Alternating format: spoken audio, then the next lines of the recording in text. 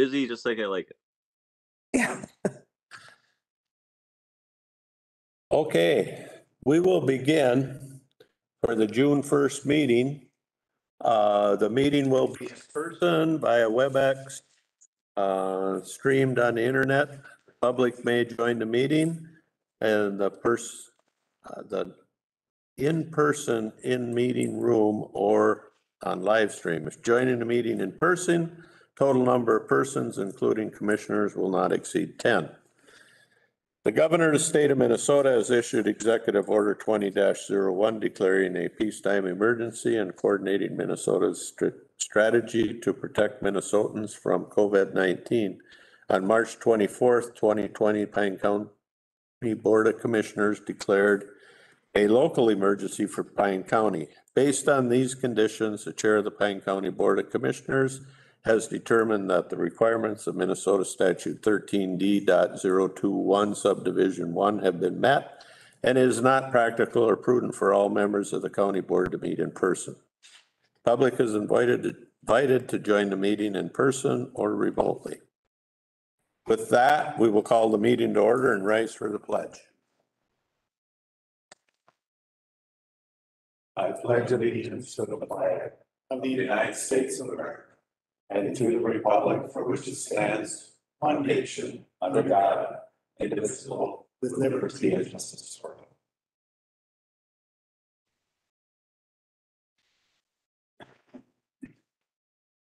Public forum, do we have anybody that wishes to speak in public forum?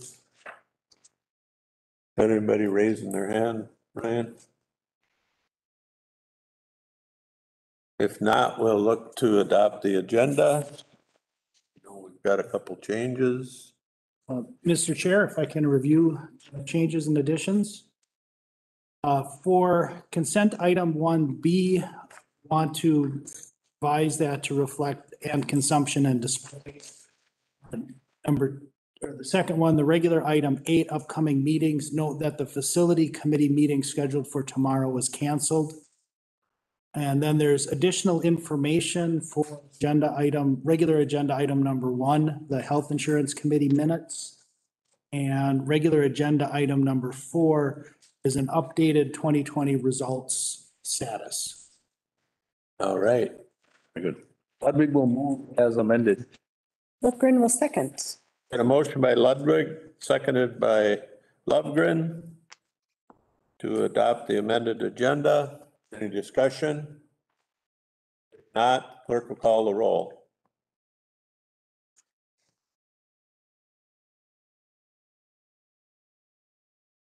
You there, Debbie? Yep, I was muted, sorry. Okay. District 1, Chair Holland. Yes. District 2, Commissioner Moore. Aye. District 3, Commissioner Lovegren. Aye. District 4, Commissioner Waldham. Yes. District 5, Commissioner Ludwig. Aye. Thank you. We'll look for approval of the minutes of the May 18th County Board meeting summary for publication and the minutes of May 24th special meeting public hearing for DEED coronavirus response program projects, broadband and remodel of a place for you. I'll move for those, Steve. Do you want to do them both at the same time? Yes. Okay. Moral second. Got a motion by Lovegren, second by Moore. Approve the minutes that are stated. Any discussion? Not. Deb, you want to call the roll? District 2, Commissioner Moore. Aye. District 3, Commissioner Lovegren. Aye. District 4, Commissioner Waldham. Yes. District 5, Commissioner Ludwig. Aye. District 1, Chair Holland. Yes. Thank you.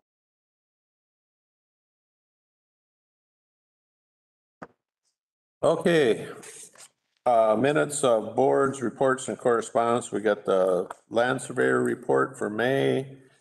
Pine County Chemical Health Coalition minutes for May 10th. Initiative Foundation, thank you. The 18th. Ludwig will move. Lofgren will second. We got a motion by Ludwig, second by Lovegren. Any discussion? If not, clerk will call the roll. District 3, Commissioner Lundgren. Aye. District 4, Commissioner Waldham. Yes. District 5, Commissioner Ludwig. Aye. District 1, Chair Holland. Yes. District 2, Commissioner Moore. Aye. Thank you. Brings us to the consent agenda with the change that was there.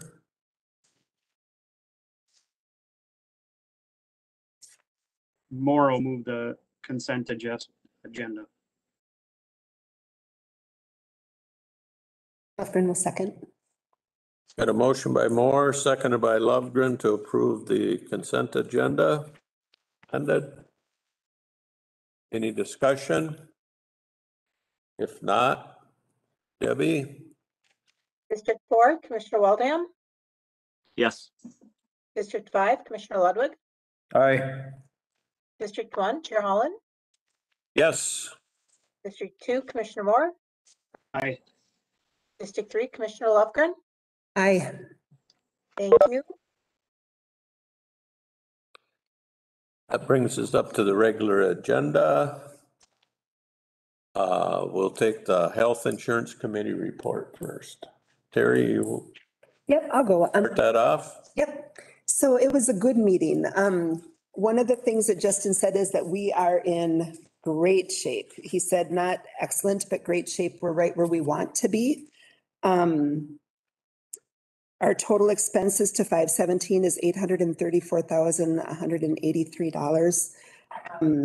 Total payments were sent out. We're just doing very good with our own self-insured. We need to keep track. Kelly, I believe it was Kelly, did a really awesome job of getting things set up so that we can tell what's going in from United Healthcare so that we can see where that plan is at. And so that's working out really well. We can keep track of where things are and where our spending is and what we need to do. But it's going well. Great. Yeah, I think we can be, I'm always cautiously optimistic because anything can happen in a hurry in healthcare, as we know.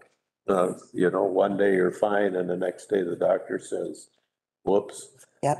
And so that can happen. That's why we have health insurance. But every indication right now is that we're on the right trajectory. And I think we're in a good place.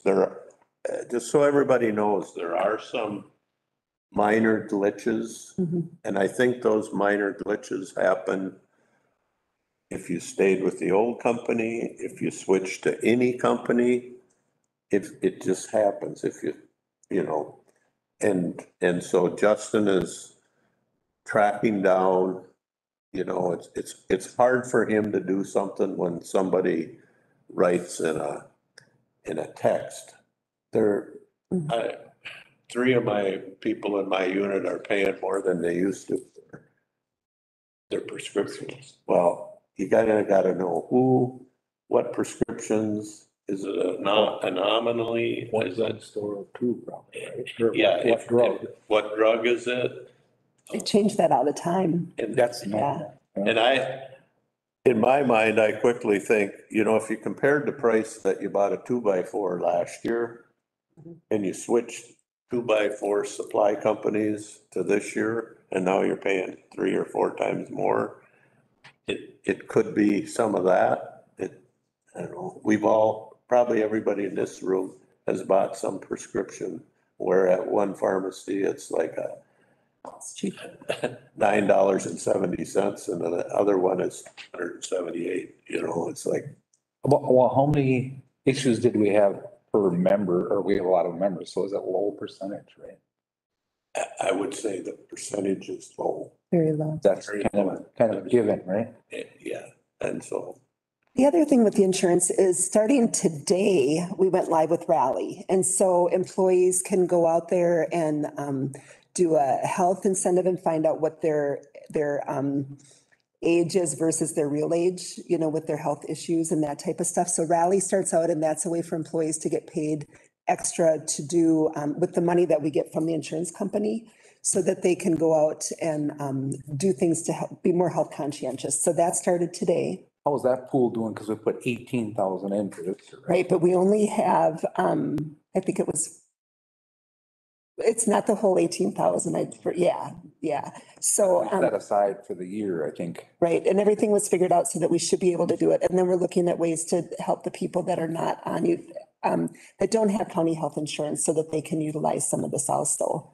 Good idea. So that's a big one. And then the other thing that Justin said is that either way, we would have had to go out next year because Blue Cross Blue Shield, the plan that we had last year is going to it's going to Medica starting next year. So we would have had to have done all. Which anyway, yeah. Anyway. Yeah, Yeah. they switched, Yeah. resources switched anyway, so. Yeah. I think Justin is right.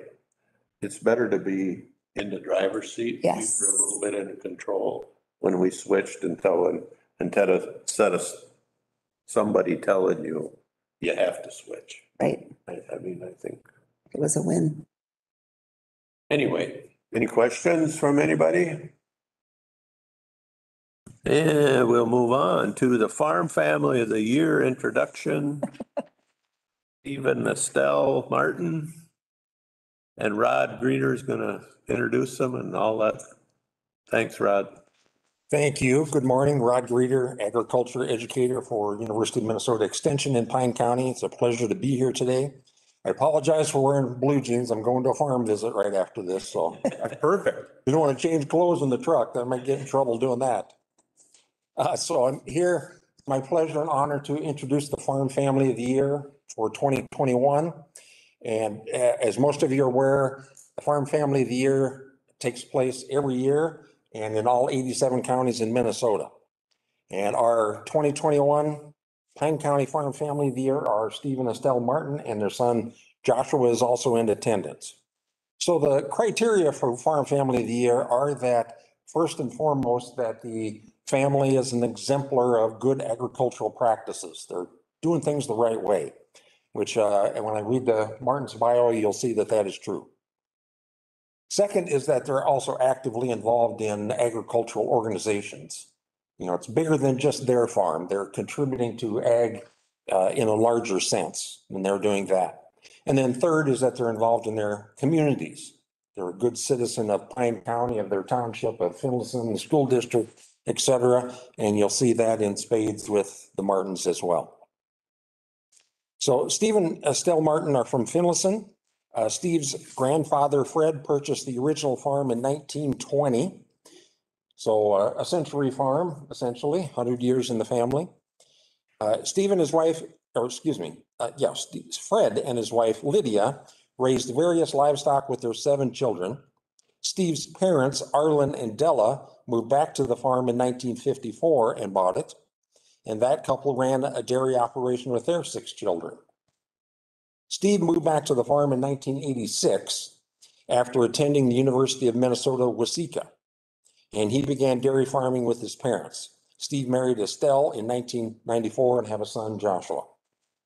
The Martins currently milk 51 Holsteins in a step-up flat parlor. The cows are housed in a sand-bedded freestall barn, and the family raises their own replacement heifers and sells their bull calves. They own 320 acres and rent another 20. The land is used for grass, hay, and for pasture. And the Martins purchased their grain from Munson Lakes Nutrition. And I would say one of the things that stood out, and I'm negligent in not thanking the Extension Committee and a subcommittee that helped with the nominations and the interview process and the selection process. So this isn't me. I'm just representing the Extension Committee. But when we reviewed the nominees we had, and I was able to do a site visit, the rest of my committee was not. And we're walking around and Steve and Estelle were talking about some of their practices. And anybody that knows dairying knows that quality of the milk is pretty darn important. And the somatic cell count is one of the measures used to determine the health of the cows, because then that affects the quality of the milk. And was it DHIA or Land O'Lakes that came out once and they were talking to you about the cell counts? I think Estelle, you said that they were kind of in awe and surprised at how good your numbers were and how consistent. Yeah, Yeah. And yeah, Land O'Lakes, okay, I couldn't remember if it was DHIA or not. And what's most impressive, what got my attention is that, yeah, you can get all those good numbers if you've got the biggest barns and automation and robots and all the technology and all that stuff. But you can also get those numbers through hard work and good management. And it was just obvious that your attention to detail and quality, that's what drives their success. It's really their management, and that's the kind of thing we like to reward. So the Martins are members of the Minnesota Milk Producers Association, Minnesota Dairy Herd Improvement Association, American Dairy Association, and the Land O'Lakes Cooperative. So that shows that they're heavily involved in agriculture beyond their own farms, beyond their own farm. They belong to the Peace Lutheran Church in Finlayson. Steve and Estelle volunteer with many local organizations, including the Hinckley Finlayson Schools. And Estelle was just talking to me, mentioning out while we were waiting about helping with the schools and taking cows to this coming week to Finlayson schools. Take 4 cows to Finlayson Elementary School. Yeah. And sit on them and whatever. Yeah, so helping with educating our consumers and, you know, people in town that don't quite understand food production yet. So they're really helping with that, with informing the public. Also involved in the local fire department, Sandstone Soccer Association, Pine County Dairy Board, DHIA Board, and their church. And what are you guys doing in your spare time? Probably don't have any. Farm, yeah, cows. It's a silly question. So you can see the great management, they're exemplars of good agricultural practices, attention to detail, involved in agricultural organizations, community involvement. It's really a no-brainer. And I'd like to present Steve and Estelle Martin. And if you guys could come up, Josh, why don't you come up too? And if I can get a picture with the commissioners, if that's possible. Yep. David, do you want to be involved here too? I don't know if we can do that out front without violating any I think regulations. we can make You want all the commissioners or the kids? No, if we can have all the commissioners, that would be great.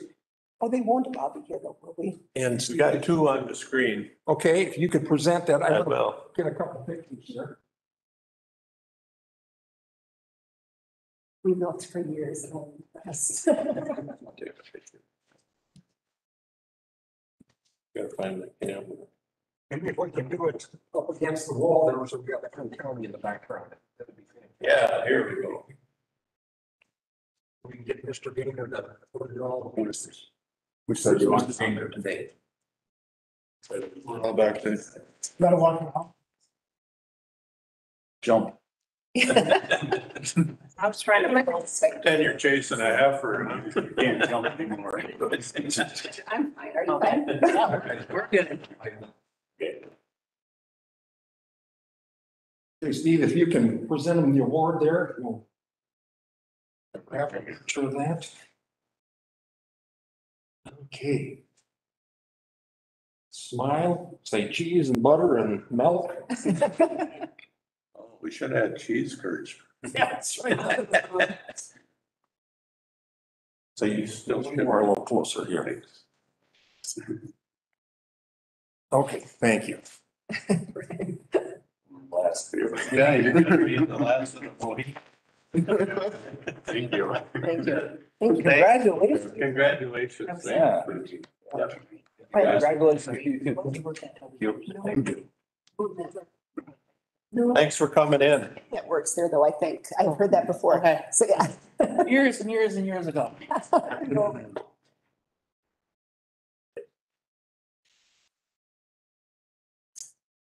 Thanks, Rod. Have fun at the school today, you guys. That sounds like a good time. Mr. Chair.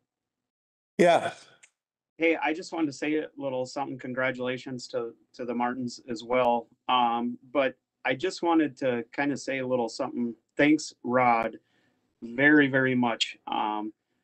This is the first year we've ever had this is the first year the egg educator has been involved in the Farm Family of the Year. And being on the extension committee for 6 years now, it was something we would sit around and kind of, we had names that were kind of in the hopper for a few years that people would nominate and this and that, and try to figure out somebody in a different field in a different area every year to try to do some stuff. We had one year where we picked somebody and they denied it, and a few other things. So it kind of was nothing against the extension committee or anything, but Rod really did step up this year. He took it. He vetted everybody, got it narrowed down to a few people. He had a subcommittee. They toured and talked to some farms and families and stuff like that, and really got a great candidate there. So I just appreciate what Rod has done, and it was really cool. I wasn't on the committee, but I thank everybody that was on the committee and thank Rod. So that's it. Congratulations. Thanks, Josh. Congratulations. Let's see. Jason, is Jason on the call or is Yes. he? Here he is. Senator Rarick, Oh, how is everyone today? good. I was going over some notes last night and I'm thinking, oh, I don't have to know that because Senator Rarick will know that. So do we know where we're at with things like, the deer processor, did that get solved and? So, yeah, nothing is official yet. We have, when session ended, the conference committees officially went away, but we were all put into what we're terming working groups at this point. I'm actually at the Capitol today. We're on probably the last day or two on getting the jobs bill taken care of. It sounds like the commerce and energy bill is done. Higher education is close. I think ag is really close. That's where that provision for the deer processors is. That has very good support. I believe it'll be in the final bill.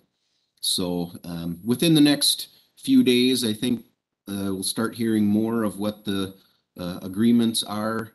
And I do believe that it's sounding like around the June 14th date is when the special session will be called. I think it'll be more than a one-day deal. From my understanding, we're going to try to have some hearings so that the public can come and understand.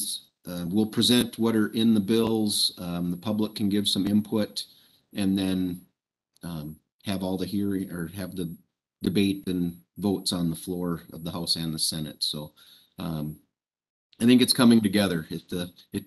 We were quite a ways apart on some of the things, but if commerce and energy can get done, I think everybody can get done. They were probably the furthest apart of all.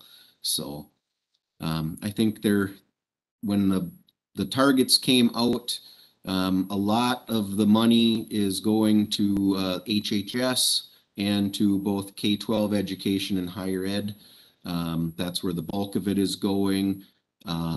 We are keeping about 1.3 billion for next year. I'm hoping a amount of that is going to be able to go to the jobs area so that we can potentially do the unemployment insurance account is definitely going to need some help. That has taken a big hit. That was very healthy when this whole thing started, and it was it was over $1 billion in the surplus, and it went well over $1 billion into the negative during this. It has actually come back below $1 billion in negative, but I think hopefully we can use some of the money that we've got in reserves to help fill that back up, and we'll be able to see what type of recovery our businesses have had and if we're getting people back to work. I think that's one of the big keys that we're hopefully going to focus on today as well. And the unemployment insurances, are we going to end these extensions and kind of start promoting everybody getting back to work. The help wanted signs are everywhere. And I've been hearing from so many people, they just can't get people back in. And a number of restaurants are saying they're going to close down a day or two a week, not because they don't have business, because they don't have the staff. And so I think, that's going to be a big key to the recovery for the state and for the counties, getting people back to work, getting the economy rolling again. I think it's there. Hopefully, you brought up the price of 2x4s a little bit ago. I am hoping we see that come back within reason. That could really shut down the construction industry quick if we don't see prices come back in range, if we don't get manufacturing and supply back where we need it to be. So I can try to answer some specific questions. I know there was a mention of a CWD question, so. Yeah, Mr. Chair. You're not going to get out of Pine County without us answering that, or at least hearing from us, Senator. Commissioner Ludwig, Senator Rick, I actually have 3 points maybe that you could touch on. Sure. The clawback dollars for HHS, that they're trying to reach back and grab. I know that, I don't know if that was decided. I heard it was.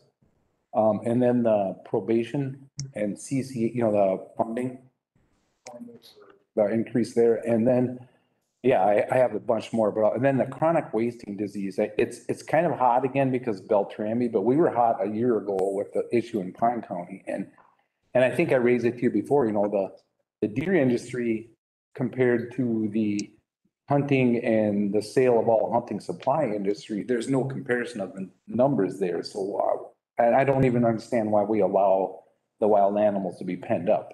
So, when we can lose everything. So, and we can't answer that, but is there discussions on that?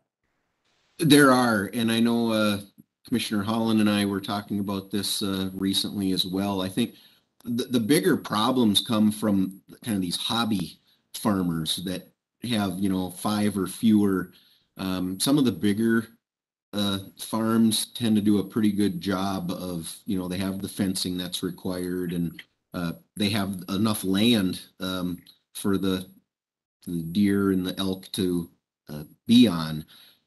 So I think the issue in the discussions probably needs to begin with, restricting these small hobby farmers. I think that's where a lot of our issues really start from.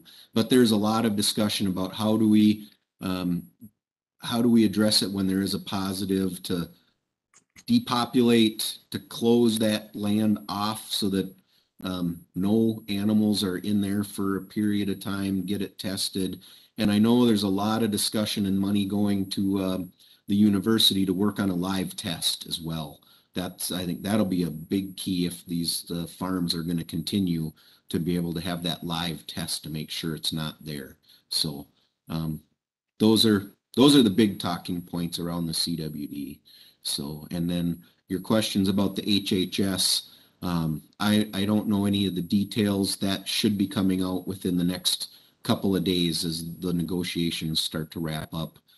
What will be in there. Like I said, I think we'll see probably some good things there. Like I said, the budget targets that were given, HHS got a pretty good budget target. So hopefully they'll be able to address a number of those issues that you mentioned.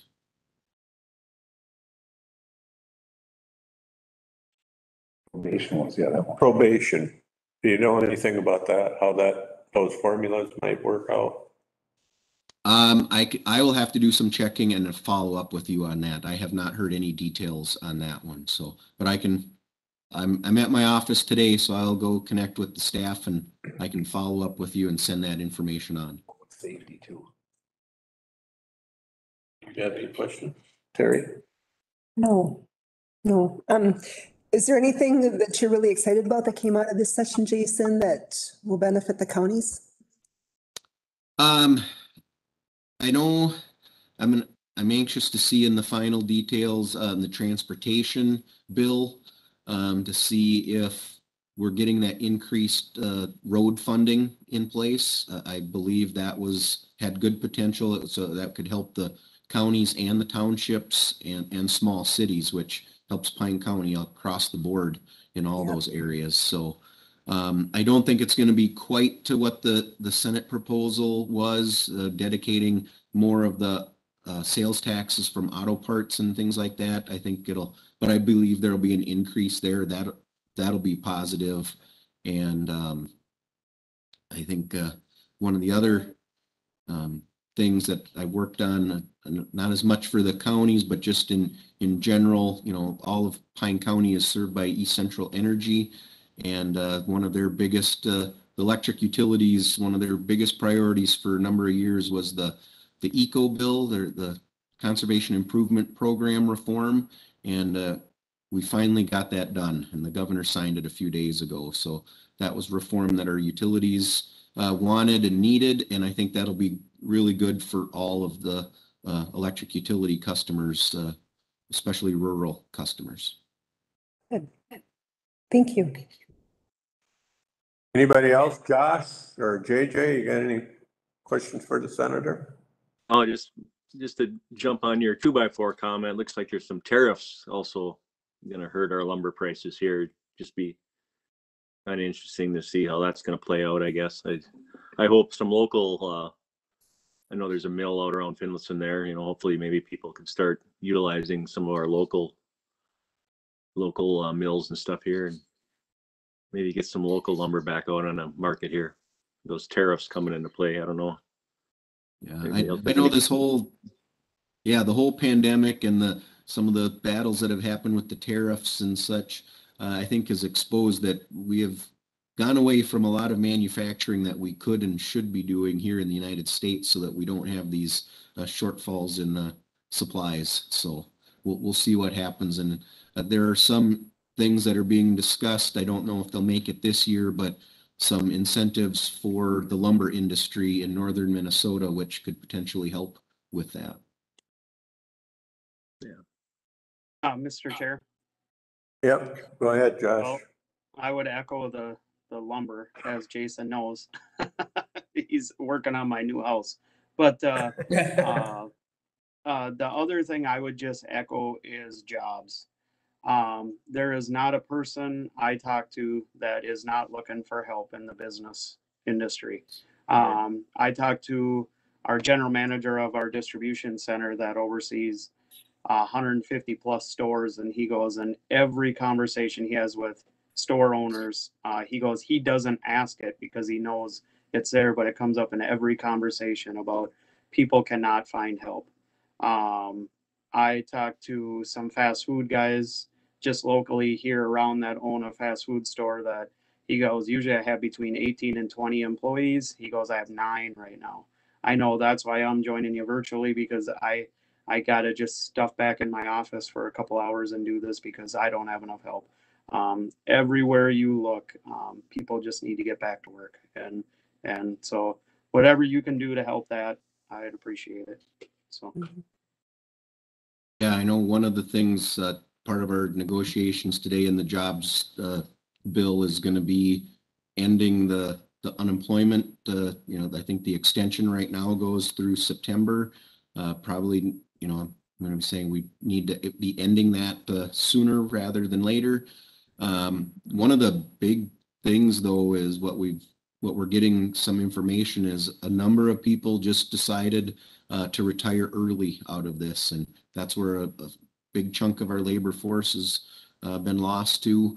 But just some of the expectations of others out there in the workforce, I've heard from so many, they get there for a day or two and I can't handle the pressure, or this is too much for me. And I've heard it from industries. I kind of asked the question a couple of years ago, well, can't you offer overtime and won't that draw people in? And they laugh and they're like, the moment somebody earns 4 hours of vacation time, they take Friday off. He goes, I can't get them to work 40 hours a week. So it's some of that mentality, I think, has to change in the workforce too, and maybe some of that'll happen when people start to realize that the services they want, they can't receive because people aren't working the jobs. And that means everybody needs to kind of step up and work some longer hours if that's what's required to So hopefully people start to understand that when they see these places shutting down and not providing them with the services they want to receive. Anybody else? Thank you. We really appreciate you being here, Senator. It means a lot to us to have you on this call. So thank you very much. Yeah, And I I know appreciate. you'll be sending out updates when you get them. So we'll be looking. Yeah, we'll keep everybody updated. I'll follow up here right away on the HHS and the other information and get that to you right away. And then hopefully this fall, we'll be able to get back in person and be there. My schedule will slow down and I can be there in person to do a meeting. We did get on a CWD thing, we got a communication late last week that there's some possible new cases that have popped up in Kanabec and Mille Lacs County. Okay. Kind of related to the Beltrami. Apparently the one in Kanabec had supplied deer to Beltrami and to a couple other places. So Okay. it's going to be an interesting go around for us because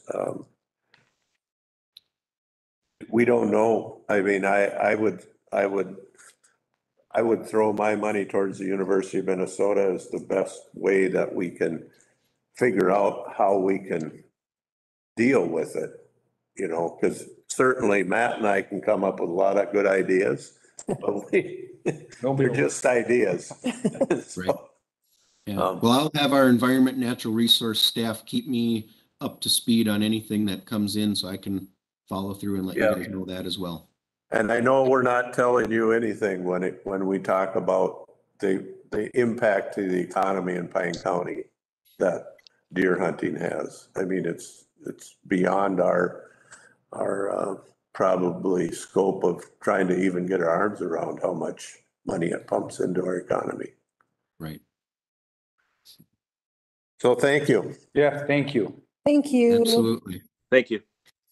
All right. We'll see you guys all next time. Yep. Good day, Jason. Performance management program participation. Thank you, Mr. Chair, members of the board. This is Kelly Schroeder, County Auditor Treasurer. I have before you today just the results from our 2020 performance management program. Just for a little bit of history, the State Auditor's Office, in conjunction with the Council on Local Results and Innovation, back in the 90s put together this program in that counties can track certain statistics from year to year and report them. And then there's actually a little bit of a financial incentive that is available.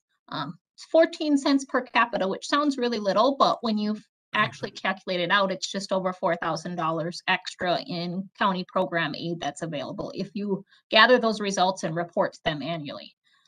So I began doing that in 2019. So this is our third year.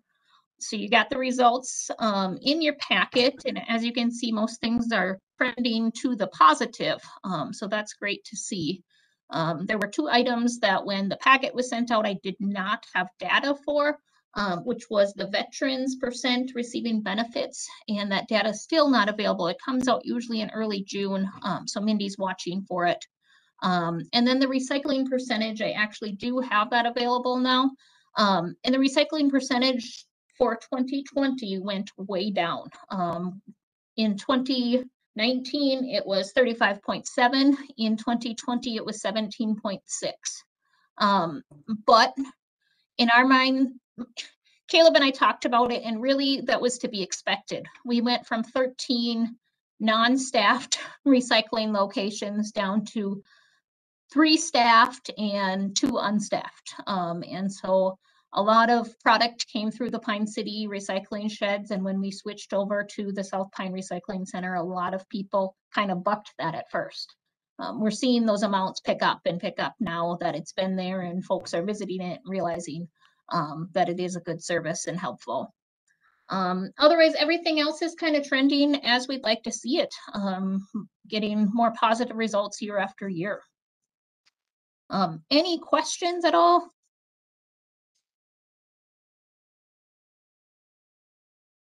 Yep. Anybody? You always report so well, you don't have any. Yeah. No, look, it's interesting stuff to look at. Thank you.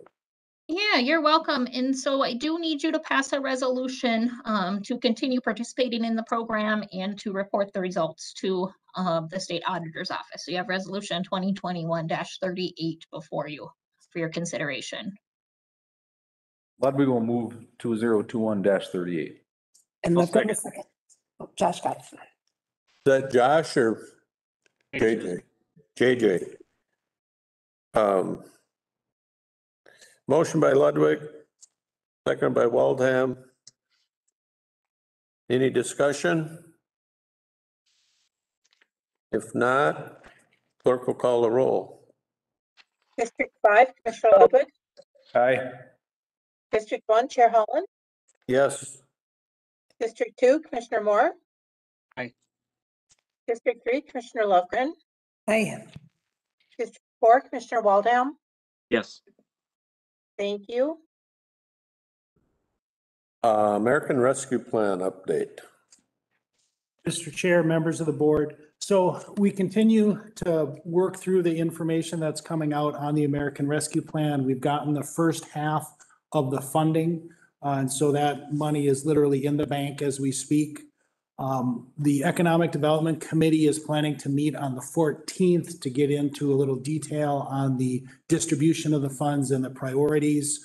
In my mind, I'm thinking that broadband is probably the largest single use of funds. And then other areas that we would want to consider, housing is an eligible expense. There's a lot of different ways to spend the money on housing. There's business assistance. There is direct assistance to families in need that we can consider potentially with Lakes and Pines again. And then job training through Pine Technical and Community College is something that I think we want to work with Joe Mulford again on a program. So any thoughts or questions, things we want to be sure we look at before the Economic Development Committee meets on the 14th? And then one other area is water and sewer infrastructure are eligible. The county doesn't have a lot of water and sanitary sewer infrastructure. We do have some storm sewer. And so we want to be sure that Mark is in on those conversations in case there are some needs that we can meet. Yeah, Mr. Chair. Yeah. Yeah, no, I think you guys are gonna. My only question is, and I don't know how big the pot is, but I think I heard we can replace lost gas tax revenue from our highway department with those funds. Is that at least on the table? Yes. So the law allows replacement of revenue. There's some very specific guidelines on how to calculate that lost revenue. And I'm looking at Kelly as probably the person who will make those calculations, but that is something that we can consider. So, and then will that extend down then to the townships too, if they get a share out of that? And Well, do they have to do their own, or how does that work? That's a good question. So all of them are receiving funding. And so to the extent that they get a share of any distribution to the county, I presume we could consider making that up, or we could consider having them make up that portion with their funding. Yeah, okay. Yeah, that's a lot to do there. Okay, thank you. Are we gonna consider, because we have until 2024 to spend this, right? Yes. That we just don't all spend it the first day we get it. And that we take a good hard look at projects, because we might be sitting here 2.5 years from now going, man, I wish we wouldn't have blown that 2 million on that. Yeah. You know, Well, and yet we don't want to leave. Yeah, that's too, right? Yeah, I think I would prefer to see what comes from the state, because they got a chunk to distribute in it. But I think we have to have a plan. Oh, I agree, Yeah. but would the plan say we spent a third of it in this fiscal year and a third, I mean, we kind of got to set up our own rules, but I think that's what, if we have any advice to the committee, that's really the Economic Development Committee is gonna take a look at this. So if we have some advice, we should give it to them. Are you on that one, Terry? No. Who's that? Josh and JJ and Josh? So we got two business guys sitting on that committee, so we're looking for good things coming out of it from you guys, but I think from my perspective, I think we want to go very slowly and see how these projects develop. We don't have anything cooking on the back burner even right now with broadband.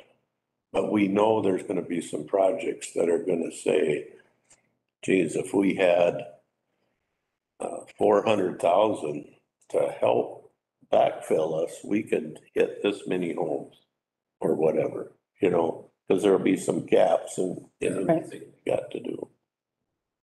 Good question. So I have another question. So let's say a year from now, and we still have some of these dollars and a grant in Leslie's realm and there's a big grant out there. Can we use dollars from that to match to another grant once it's in our? Potentially, Okay. right? Every match is going to have to be evaluated because some programs will be very specific as to what can count and can't count, but potentially these funds can match other funds. And I would think in many of our programs, whether it be broadband or housing or whatever we might decide to spend the money on, that we are structuring our programs in a way that they're leveraging other funds. That's what I'm perfect. Yeah. Figured you're all over that. And then Question. the spending deadline, as Steve mentioned, is December 31st, 2024. It's much more flexible than the CARES Act funding was, in that is the date that the funds have to be committed. And there can actually be project expenses that are finished after that date. So I think the thinking is this certainly is money that is for the long haul to rebuild the infrastructure, whatever that turns out to be, in a way that's going to carry us for many years. Well, it's going to be interesting, and it's certainly exciting times for me. I've been on the board a while, and to know that we have some money to actually do some things with, instead of always saying, we'd love to do that, but if we do that, we can't do this. So, And to do some things that we really truly need. we've gotten behind on some areas, so maybe we can get caught up a little bit. So you got your work cut out for you, committee. Yep. Let's move on to anything else on the rescue plan. That'll unfold as time comes. AMC County Government 101. It was about budgeting. So we had a couple different administrators that talked to us about how they do budgets with their county boards and things to look for. And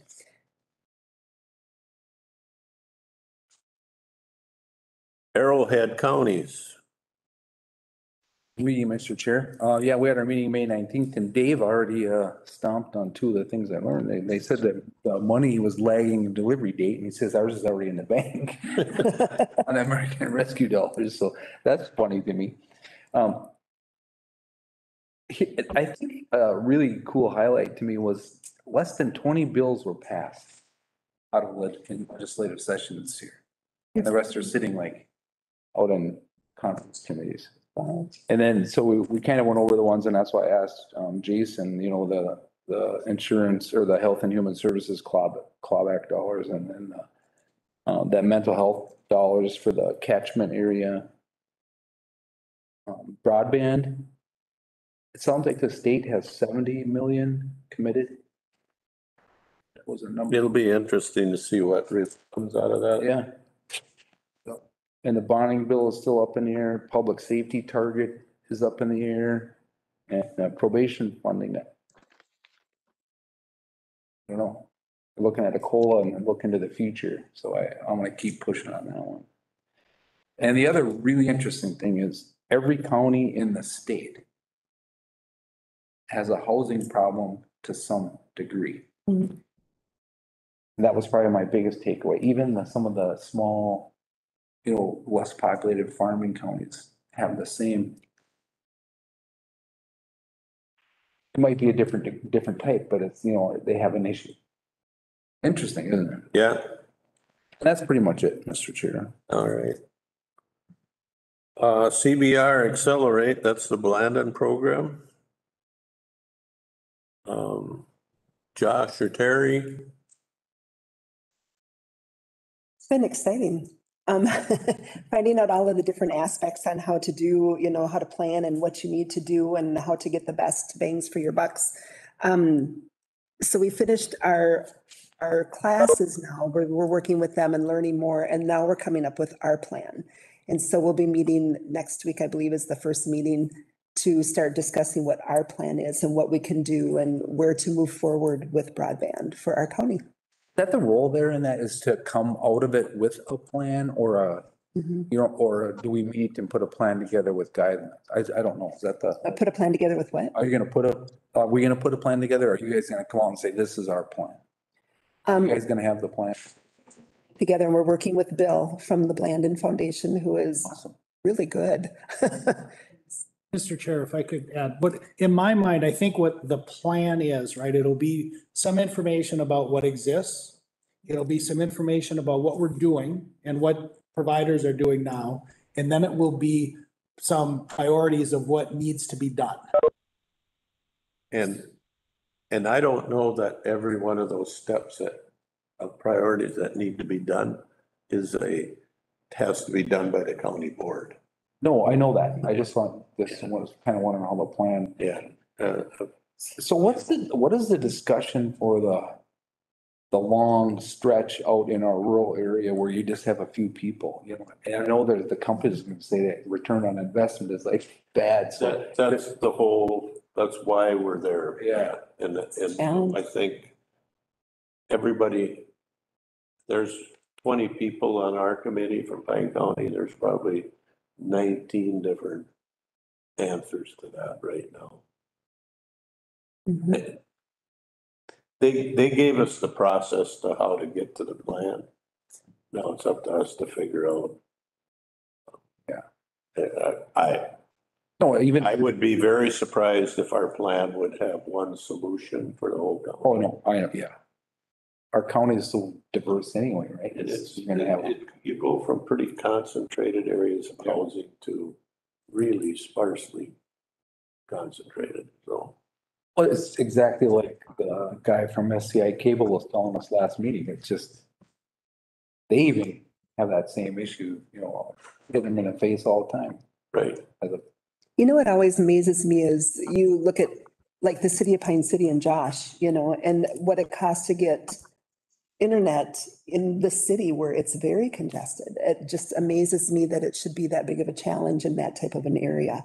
Yeah. So I mean, it's not even way out in the boonies. It's in the middle of a city too. Is that because of contract things or territory things or? Construction costs. Yeah. Yeah, they got to build it in there. Mhm. Maintenance. Yep. Oof, you guys. It's been really interesting. Good work. Keep going. I don't know. We'll see what comes out of it. Snake River Watershed. Yeah, I did make that meeting. One of the biggest things, so just to kind of update everybody, we got Snake River Watershed Management Board, and then Snake River Watershed one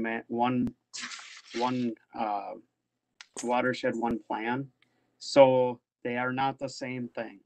That was the biggest discussion. We didn't have one watershed, one plan policy committee this month. We had the management board, which is the one that's been in place since 91 or 93. So our biggest discussion was, what are we going to do when the one watershed, one plan comes online? And I've talked to most of the board. We got a couple new members, but that probably haven't been in this conversation. But they're trying to figure out whether we're going to be a joint powers board or not, and whether or not we're going to merge with the one watershed, one plan.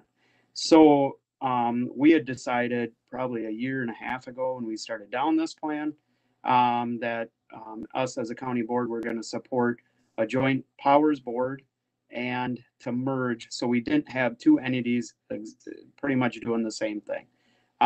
So I did voice that again. David was going to prepare something for our next county board meeting, so we can do a letter of support what we want to do. We'll probably be the first county to propose that. Some of the other counties are undecided, but it just seems very clunky. If we're not a joint powers board, everything that happens at the one watershed, one plan, if we vote on it, just say we want to do something, it has to come back to each county board, and then they have to approve it before it gets sent back. It's kind of ridiculous. We've been operating as a joint powers board ever since that management board was funded or started, and it would be a real step backwards if we didn't do it that way. Now the merged one, the biggest difference is our management board has a community action council that operates simultaneously. Steve, I think you've been to a couple of them meetings, haven't you? Yep, yep. And they're weird. It works, but the community action council, they have like a meeting that they vote on it and then send it to the 4 commissioners and then we vote on it. So they just advise. They don't, if they say don't vote on it, and we can still do whatever we want. So that board would probably go away is the only thing that would change. But we can modify our bylaws to make it so it would work for one watershed, one plan. So that was a little more than probably I wanted to even really say now. But like our next meeting, we're gonna have that proposal to come forward, and then I can bring that to this just to say, hey, we're ready to just step forward and get this done. So that's mostly what we talked about. Is there anybody on there is there any county that's saying, absolutely, we want to stay the way we are? It's a real weird dynamic there. Nobody wants to be the first one in. Nobody wants to be the first one out. I really hope, with talking to some of the people from Bowser, they were really excited because I was like, well, nothing's really getting done here. Do you want us to come back with something from the county board?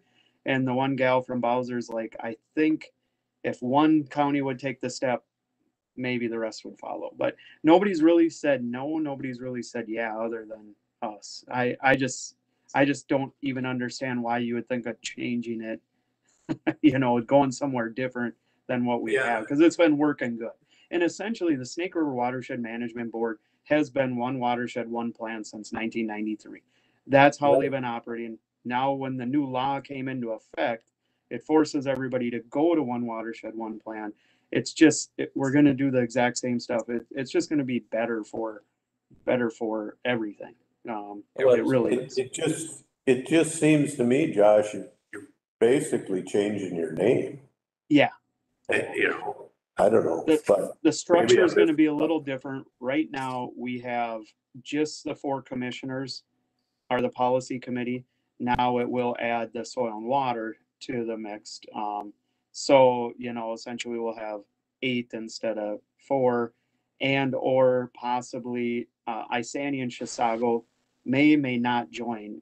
We haven't figured that out. They don't have to, but they can. So, okay. So yeah, should be interesting. We'll see what happens.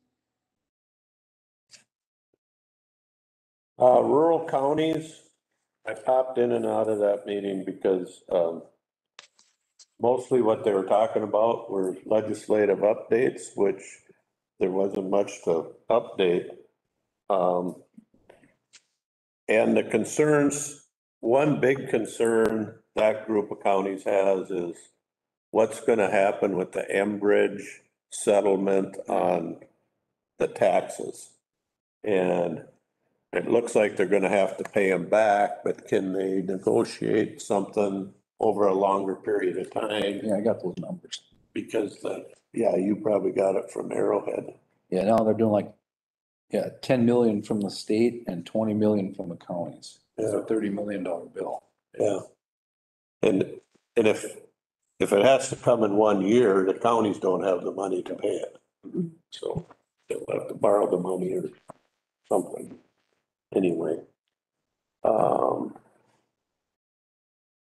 Lower St. Croix Policy Committee, we actually are in the working part of that now. So we're a couple months ahead of you, Josh. So they actually have some plans. They have an ag agronomist that's doing some work. Bowser has approved the plan. I did suggest that as we move forward, and we get Snake River online and we get the Kettle online, that we should have a joint meeting at least once a year, because the total volume of water that's fed into the St. Croix is greater than, at least from our county's perspective, by far, from the Kettle and the Snake, than our watershed with the Lower St. Croix. And probably even from all of Chisago County. But so I think it's important that the three watershed one plans, we're kind of unique because we all feed into this thing called the St. Croix River. So we need to know. The other thing is half that river comes from Wisconsin. And they did have some good partners they'd worked with in Wisconsin. Unfortunately, during the pandemic, two of those people retired. So now they got to build relations with somebody else. So, but certainly the Namakogan is a big flow, you know. Technology Committee was canceled and Hux was canceled. HRA. Dave, you want to jump with that? Sure. So I can help. I think everyone knows the HRA had been having conversations with Accord regarding the potential acquisition of North Court Apartments. And this is an 8-unit with 8 site-based Section 8 vouchers. So that is the reason the HRA would be very interested, and the city of Sandstone is very interested. Accord is willing to delay that transaction until the deed restriction goes away and it can be owned by the HRA. And so it looks like we may just be able to put the brakes on that for right now. And so I think everyone viewed that as very positive, so that the HRA can do their due diligence and I guess just plan to move forward in 2024, I think is the date. The other piece, and Matt, you have to help me here because I don't know how much of this is my hope versus what the board actually discussed.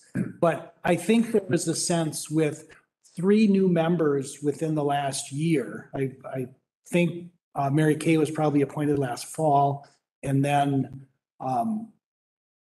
Traver was just appointed, and then Claudia was appointed a couple of months ago. And so there's 3 brand new members, and there's a significant different expectation, I think, from the county commissioners that has gotten some traction. And we have a staff resource in Leslie who has got some time to dedicate to the HRA. And so I think there's an opportunity now for them to do some strategic planning and figure out what it is their priorities are. Yeah, I think you nailed it. There's a whole new life to the board right now. Yep. And it seems like it's not sitting static. Yeah, and this is potentially a once in a generational opportunity to really think about, to have the HRA board think about what is their role in housing and redevelopment in the county. Yep.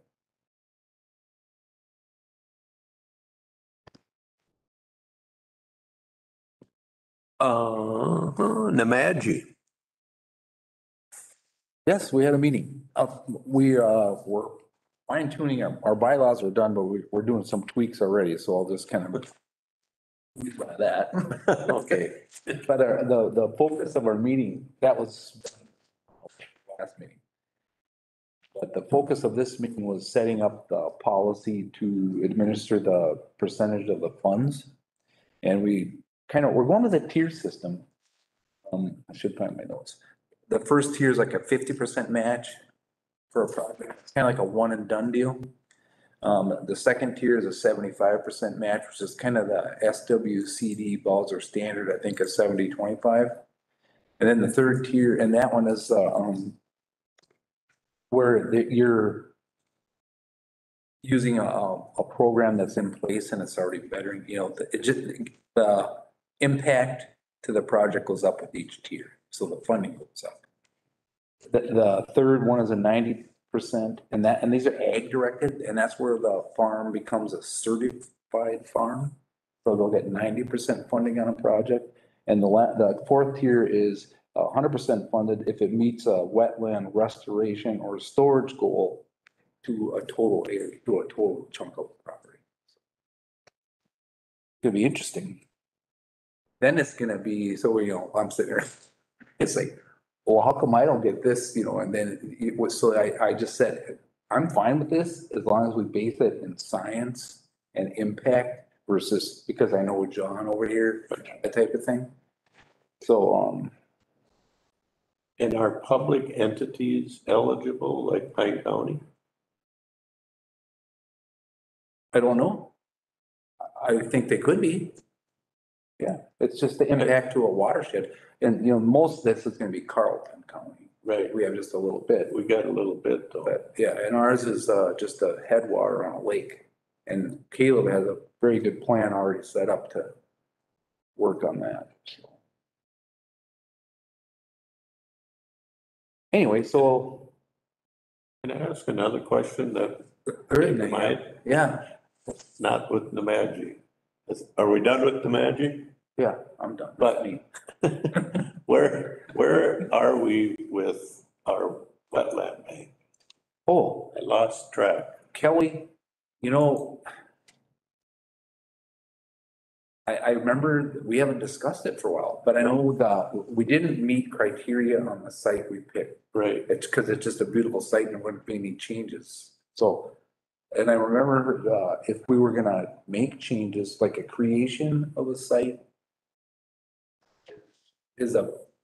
they have interest in those. And then they were gonna start looking at one of our other areas. The last time I talked to Greg and committee and Kelly, because I think we should still have that. I think, Especially if we're gonna do economic development. I think our economic tool chest Yeah, would really be enhanced if we had a Pine County wetland bank. absolutely. Every project that seems to want to get built has to mitigate a wetland. Mhm. And if we had that solved before they had to put a shovel in the ground, that would speed up And progress. it's so true, because if there's a big impact, the company come in and said, what's it gonna cost me to do my wetland credit? Right. That's a big chunk of money sometimes. Or And if we can mitigate that instantly with our own bank. more than that, it's like putting your feet in cement. It seems like it takes so. Yeah, right, the time involved. We could streamline that process. Right. Yeah, that's I can the get biggest it part. right. Okay. All Bring right. that forward. All right. One other update that everybody should be aware of is I had coffee with a couple of guys this morning. They were talking about the scholarships that were given away to, in this case, Pine City graduates. there are 42 or 43 kids graduating from Pine City schools that are going to Pine Tech under the Franzen Foundation grant program. Oh, that's awesome. Yeah. What a awesome thing for our area to take. I mean, that's a huge part of a senior class. And it's a college now, right? It is So they can get college, the so they can credits. go to nursing, they can, I mean, they can go everything from, and there were 4 kids that did not have a program connected with Pine Tech, and they're also gonna get funded. This isn't his first year either. He's been No. doing this for a few years now. For a little, but Yeah. I mean, I think that's an amazing. Yeah, that is. program for Pine County kids. Awesome gift. Anything else? We got upcoming meetings. We got AMC going on and Two Harbors starting tomorrow night for a couple days. Anything else we need to bring up for the board? Otherwise, Chris David, No. we'll declare the meeting adjourned. Thank you. You guys have a good afternoon. You too. All right. Nice seeing you Yeah. again, Reese. Haven't seen you in person forever.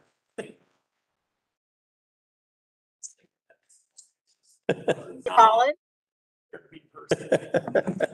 Yes, ma'am. will I be seeing you today? You can. Are you ready? I'm ready when you are. Okay. All right, we'll see you later.